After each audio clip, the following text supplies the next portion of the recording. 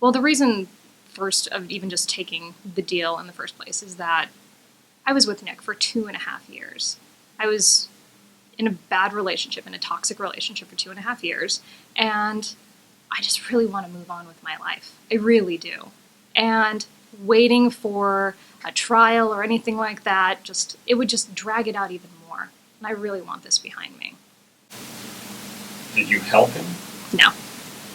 So those allegations in the court file, you holding up the shoe, those things, you weren't helping him? No. I wasn't signaling to him that this is what you should steal. But, like I said, I've known of his behavior. And I've known that he's done questionable things in the past. What were you doing with him? Other than being with him? Yeah. With him? Yeah. I mean, how'd you end up with him?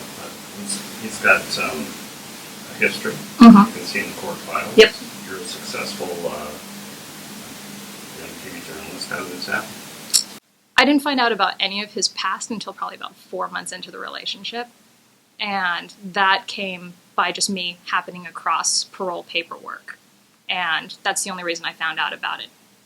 What do you mean, at your home? No, at his home. So I was over, we had been probably dating for about 4 months at that point, and I was looking for something in a drawer, and I remember opening up the drawer, and I was looking for whatever I was looking for, either a pen or a battery or something like that, and then I saw the paperwork that was for his parole officer. And so I'm standing there looking at this like, this doesn't really make a lot of sense. And so I asked him about it. Like, are you on parole? And I showed it to him.